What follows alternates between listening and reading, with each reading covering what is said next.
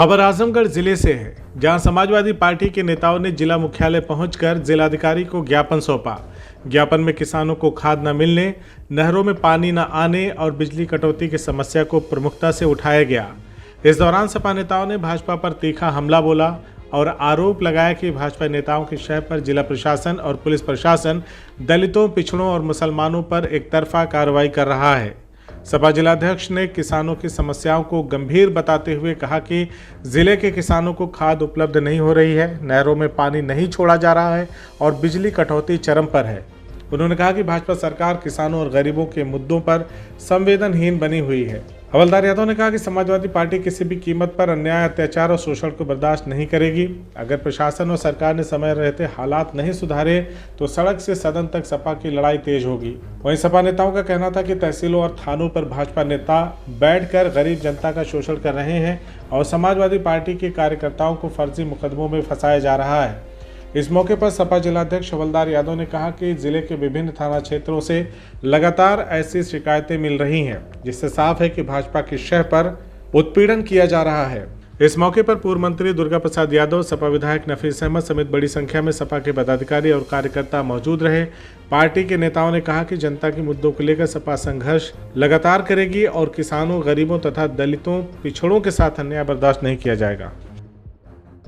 देखिए, आज हमारे पार्टी के सभी विधायक माननीय दुर्गा प्रसाद यादव जी, आलमबदी जी, नफीस अहमद साहब, अखिलेश यादव जी, पूजन सरोज जी और डॉक्टर एच.एन. पटेल साहब और हमारे सांसद दुर्गा प्रसाद सरोज जी, पूर्व सांसद नंद किशोर यादव जी और पार्टी के तमाम वरिष्ठ नेता जयंती के बाद जो हमारा कार्यक्रम था कि हम जिलाधिकारी को चल करके जो वर्तमान में यूरिया खाद की किल्लत हो रही है, जिस तरह से यूरिया खाद की कालाबाजारी है, आज 250 की मिलने वाली यूरिया 500 रुपये में बेची जा रही है। किसान उसको लेने के लिए मजबूर है। नहरों में पानी नहीं है, घाघरा की कटान से तमाम जनजीवन अस्त व्यस्त हो गया है। इन परिस्थितियों में डीएम से हम लोग जाकर के ज्ञापन उनको देंगे और उन बातों को अवगत कराएंगे। हम लोग वहाँ पर गए, डीएम साहब कमिश्नर की मीटिंग में थे, सीआरओ को उन्होंने भेज करके ज्ञापन को लिया है और सभी बातों पर हम लोगों ने उनको इंगित किया है कि जनपद में घोर भ्रष्टाचार है, तहसीलों और थानों पर लूट मची हुई है, सरकारी दफ्तरों में लूट मची हुई है।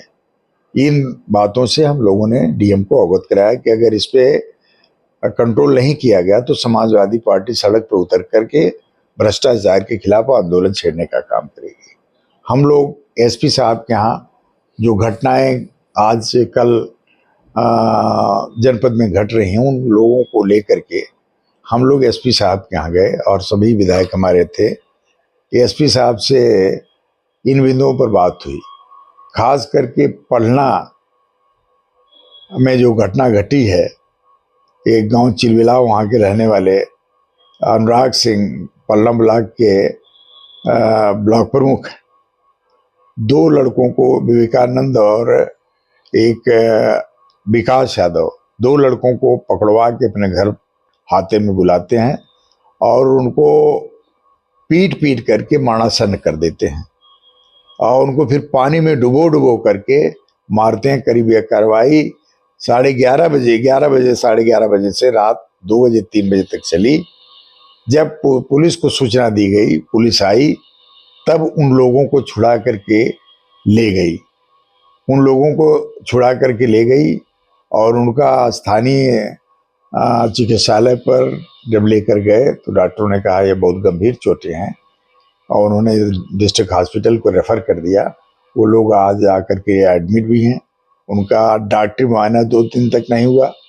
ये स्थानीय पुलिस जिस तरह से भारतीय जनता पार्टी के नेताओं में दबाव में आकर के काम कर रही है, निश्चित तौर पर इनसे न्याय की उम्मीद नहीं है। गरीब आदमी को, पिछड़े दलित और मुसलमान को न्याय की उम्मीद नहीं है। ये महनाजपुर थाने की घटना है और महनाजपुर थाना और इनका घर बहुत करीब में है। ये निश्चित तौर पर हम लोगों ने एसपी से कहा कि यह इस जनपद में कानून व्यवस्था कायम रखने की जिम्मेदारी आपकी है कि भारतीय जनता पार्टी के नेताओं की है। भारतीय जनता पार्टी के नेता अपने घरों को थाने में तब्दील कर दिया है और वहीं पर जिसको चाहते हैं बुलवा करके उसको मार रहे हैं, पीट रहे हैं और उसके साथ दुर्व्यवहार कर रहे हैं। CIB इंडिया न्यूज की सभी खबरों को देखने के लिए लाल रंग की बटन को दबाकर चैनल को सब्सक्राइब जरूर करें, घंटी जरूर दबाएं ताकि हमारी सभी खबरों के नोटिफिकेशंस आप तक पहुंचते रहें।